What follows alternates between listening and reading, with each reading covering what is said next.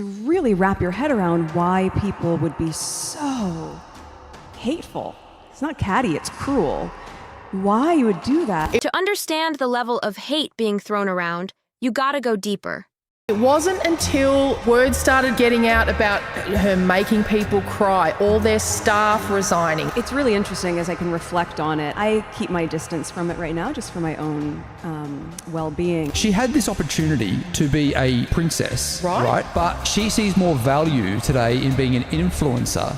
It's ironic that she doesn't want to be a princess, but she wants to be treated like a princess. Yes, social media is a environment that I think has a lot of that. This isn't just people being petty. This is straight up vicious. Why would anyone act like that?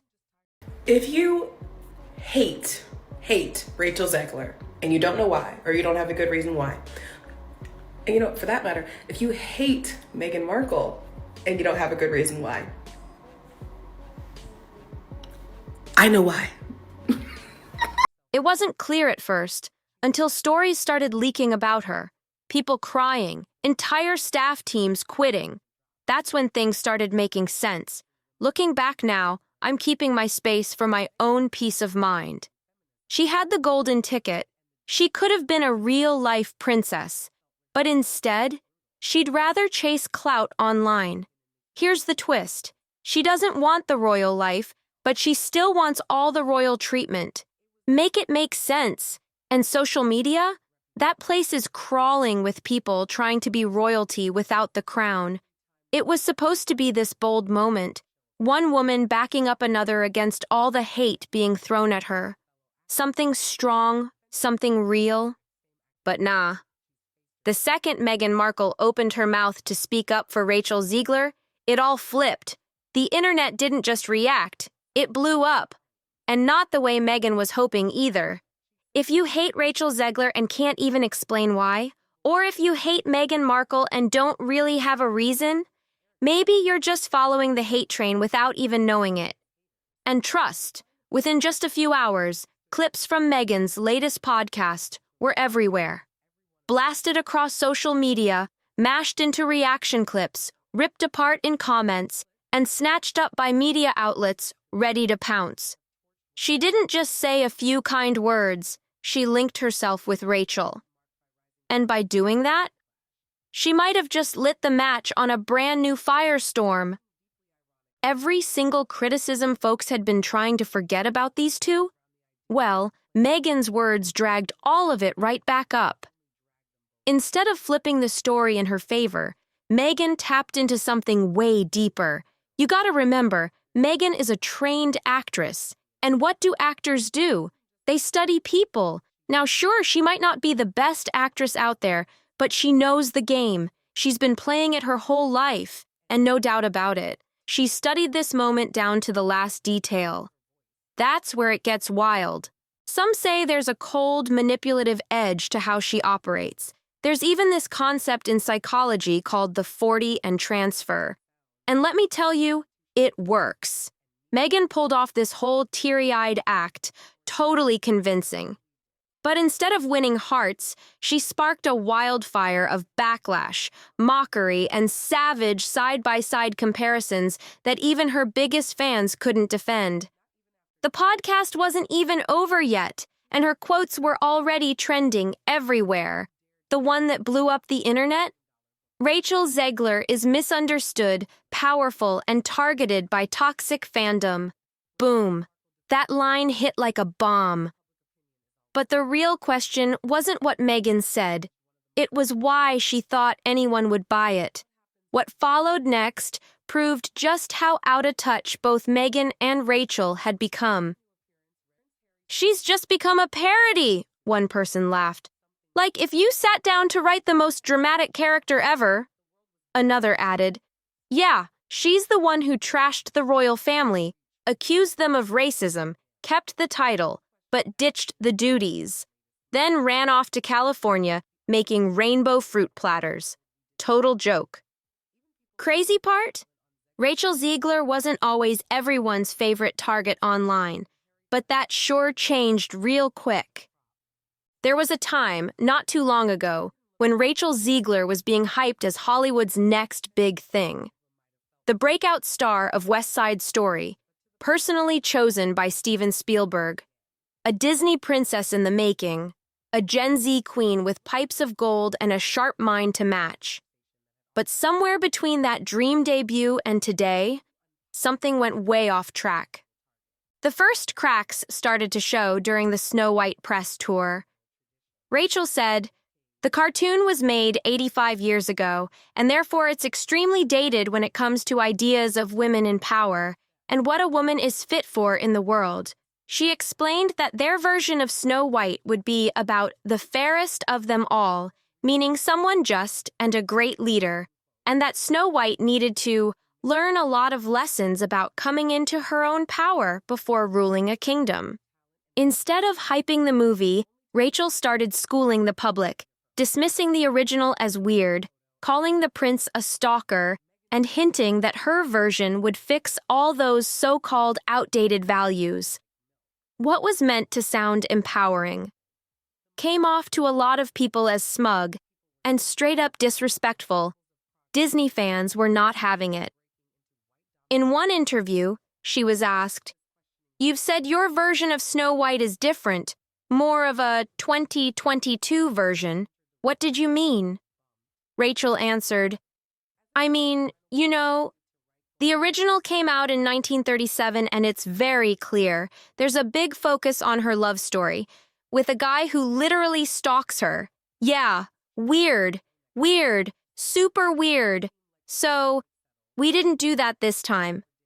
That set traditional audiences on fire, and instead of easing up, Rachel doubled down. Then came the diva drama.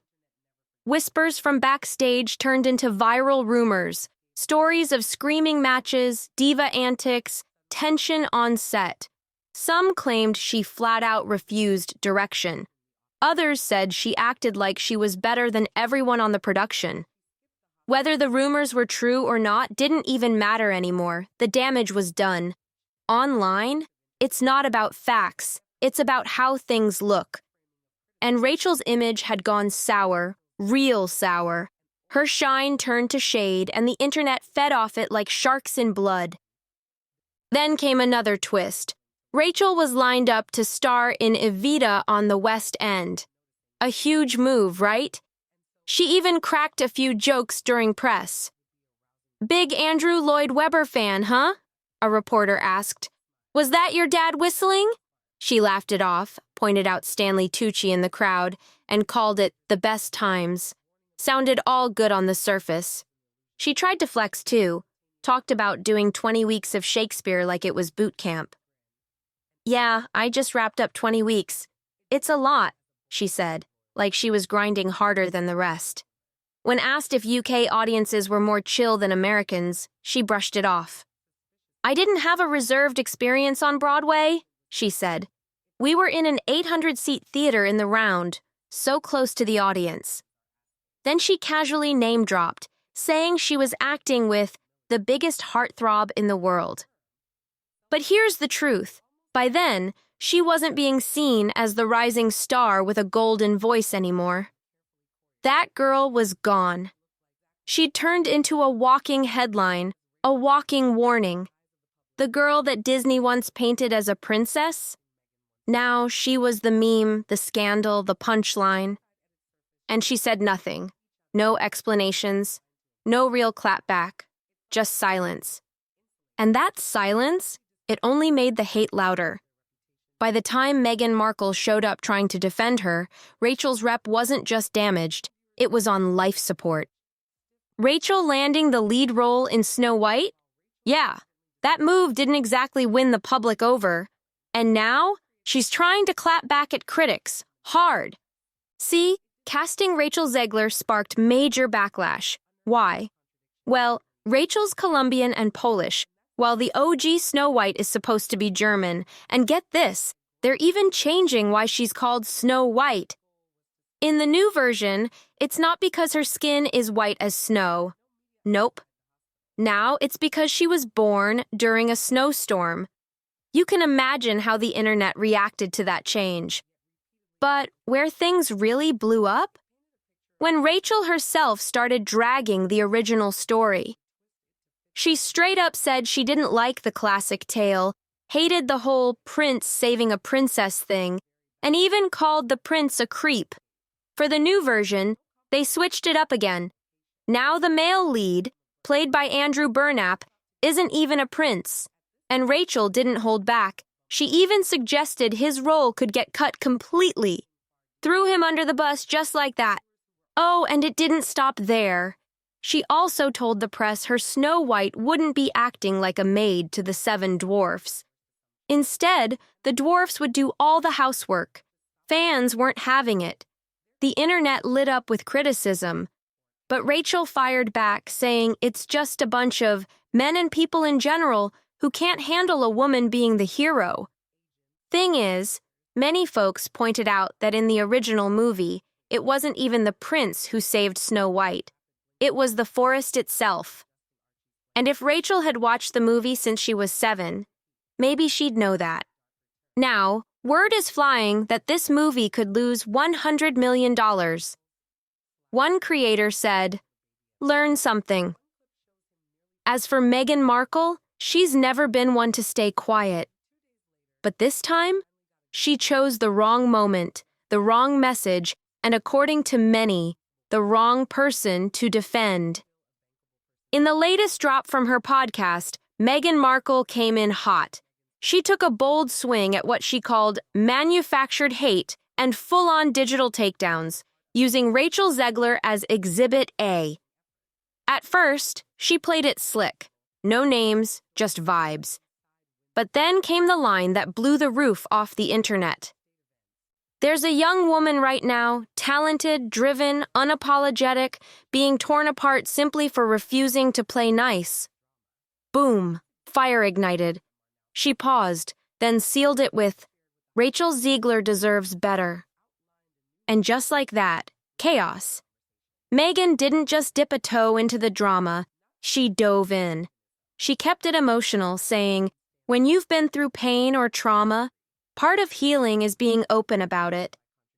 She admitted she hadn't even told the full story of her own experience, but said she never wanted anyone else to feel that kind of pain, or worse, feel like nobody believed them. If sharing what I've overcome helps someone check in on their people, instead of assuming they're fine just because they look fine, then that's worth it, Meghan said. I'll take the hit for that.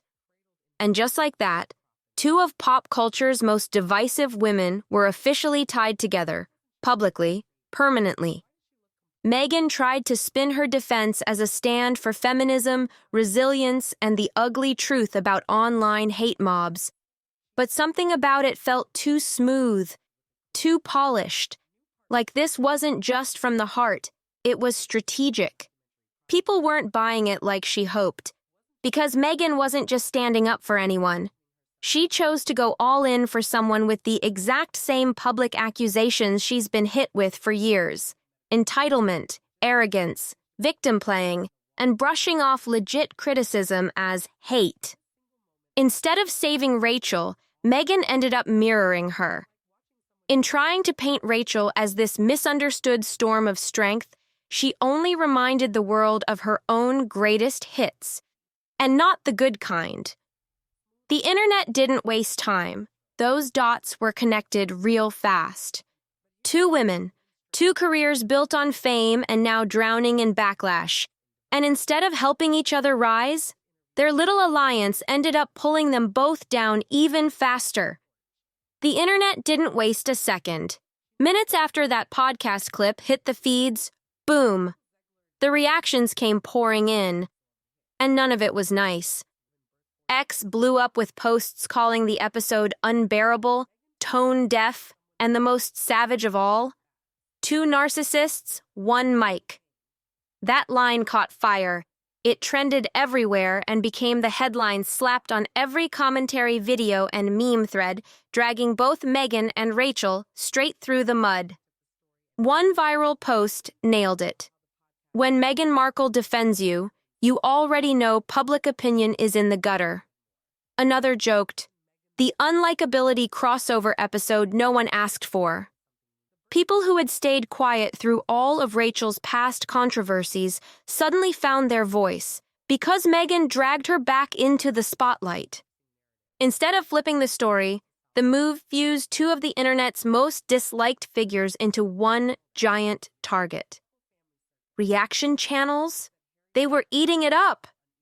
TikTok blew up with stitched clips of the podcast, eye rolls, dramatic gasps, and brutal side-by-side clips of all their old scandals.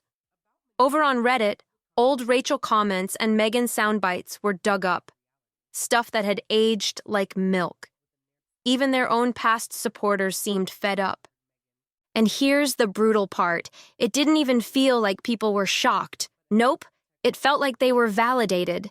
Like this was the final nail in the coffin, proof that both Meghan and Rachel were out-of-touch elites, trapped in their own echo chambers with no clue how bad things had gotten. And just when it looked like the storm might die down, something even more damaging resurfaced online, and the drama wasn't even close to over. If there's one thing the internet never forgets, it's hypocrisy. And Meghan Markle just handed her critics a loaded gift with a shiny bow on top. Only hours after she jumped to Rachel Zegler's defense, an old podcast clip of Meghan started making the rounds again. And this time, people were out for blood. In the resurfaced episode, Meghan talked about the dark side of fame. She warned about young stars getting lost in their egos, chasing clout, and forgetting the importance of humility. Her tone? Serious, self-righteous, like she was above it all. But now, that same speech was being thrown right back in her face, because to the public, Rachel Zegler had become the walking example of everything Meghan once warned about. The internet didn't just react, they pounced. Side-by-side edits went viral. On one side, Meghan preaching about staying grounded. On the other, Rachel mocking Snow White and trashing fairy tales with that smug, "we fixed it" energy. One viral creator dropped the mic with a mashup video captioned, "When the mask slips." But it didn't stop there. Oh no, it got deeper. Critics started digging through more of Meghan's past, old interviews, quotes, sound bites, times she talked about dignity and grace, but then backed chaos-filled figures or stirred controversy herself. A picture started forming, one where Meghan either didn't believe her own message or was just twisting it whenever it suited her. For folks who were already side-eyeing her, this was it, the confirmation they'd been waiting for. Meghan hadn't just slipped up. She exposed herself, and the backlash, it was just getting warmed up. Then came the real bombshell. A new wave of alleged leaks hit the internet. Claims from a supposed PR insider, emails, slides, internal docs, stuff that looked like strategy notes from behind the scenes. And what did they say? That Meghan's whole podcast moment wasn't spontaneous at all. It was planned, part of a bigger rebranding play. According to the leaks, the Rachel Zegler mention was calculated, an intentional move to shift the narrative, link herself with misunderstood female voices, and regain public sympathy. Now, the question wasn't just what Meghan said, it was why. And that made everything even messier. Turns out, Meghan wasn't just writing in to defend Rachel Zegler, she was gearing up for a whole movement. According to those alleged leaks, the plan was way bigger than one podcast moment. It was a full-on coalition of targeted women in media. And yep, names were dropped. Rachel Zegler, Amber Heard, even whispers about an unnamed pop star deep in her own scandal. The goal? Meghan repositioning herself as the ultimate spokeswoman for women who'd been unfairly torn down by the press. But that's not all. One of the leaked documents reportedly outlined a docu-series in development. Yeah, you read that right. A show where Meghan would sit down in private interviews with controversial women like Rachel, sharing their side of the story. The working title? Cancelled. Whether the leaks were real or not didn't even matter anymore. The second they hit the web, people ran with it, Theories exploded. This wasn't about healing or justice. Nah, this was about power. This was about control, about flipping the narrative again and turning the spotlight back onto Meghan. But this time, on her own terms. And just like that, public opinion flipped again, but not the way she hoped. Meghan and Rachel weren't being seen as victims anymore. They were being cast as the masterminds of their own downfall. If Meghan thought this bold defense would score her points as a fearless voice for mistreated women, the crowd told a different story. Sympathy? Gone.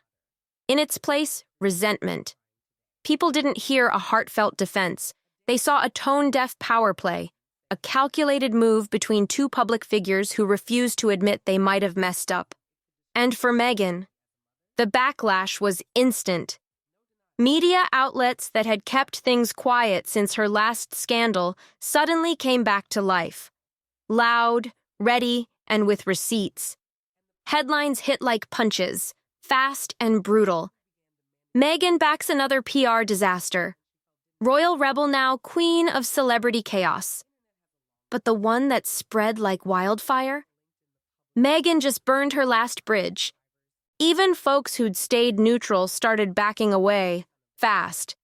PR pros chimed in, calling it one of the worst-timed podcast moves they'd ever seen. One industry insider didn't mince words. She didn't just tie herself to Rachel Zegler, she stapled herself to a sinking ship. And the numbers? They told the whole story. Podcast engagement plummeted. Comment sections turned ruthless. Even longtime Meghan defenders, people who'd stood by her through the royal family drama, were asking, why now? Why her? Why this? This wasn't just a bad look, it was the worst kind of damage, reputational. And Meghan's response? No apology, no retraction, just silence. And in today's hyper-fast media world, that silence, it screamed louder than words. One podcast clip, one name drop, one miscalculated moment, and she may have torched the last bit of goodwill she had left. Instead of helping Rachel, Meghan just reminded everyone why both of them had become the faces of what the internet loves to tear down: arrogance, entitlement, and a refusal to own up. There's a cold irony here. Meghan Markle built her whole public image around owning her narrative, reclaiming her voice, shaping her reputation. And yet with this move, she lost control of all three. For years, Meghan painted herself as a victim, someone crushed by powerful institutions and media madness. And for a while, that story worked. People wanted to believe it. She was the woman who walked away from the royal family, dared to speak out, took on one of the most powerful institutions on earth. But here's the real question. What happens when the very same tactics you once condemned, manipulation, spin, emotional leverage, become the tools you start using when your spotlight begins to fade? And that's the cloud hanging over Meghan's latest move. Sure, defending Rachel Zegler might have looked like sisterhood on the surface, but to the public, it came off like a desperate grab to stay relevant in a conversation that had already left her behind. In many ways, Rachel's path mirrors Meghan's early ride. She burst onto the scene, raw talent, instant fame. She was embraced. But just like Meghan, she began to unravel, live, and in real time, under the weight of her own words. Both women were once seen as symbols of progress, women of color breaking barriers in industries long dominated by others. They stood for change, for representation, for the future of film and celebrity. But somewhere along the way, that powerful narrative turned sour. And no, it wasn't because the public suddenly hated strong, successful women. It's because both Meghan and Rachel gave them reasons to question the authenticity behind their message. The smug interviews, the tone-deaf comments, the constant spin that framed any criticism as just blind hate. And now, the audience is watching, closer than ever. If you want to keep up with how this wild story unfolds, and catch all the latest celebrity scandals first, don't forget to hit that subscribe button right here on Fame Feast. You don't want to miss what's coming next.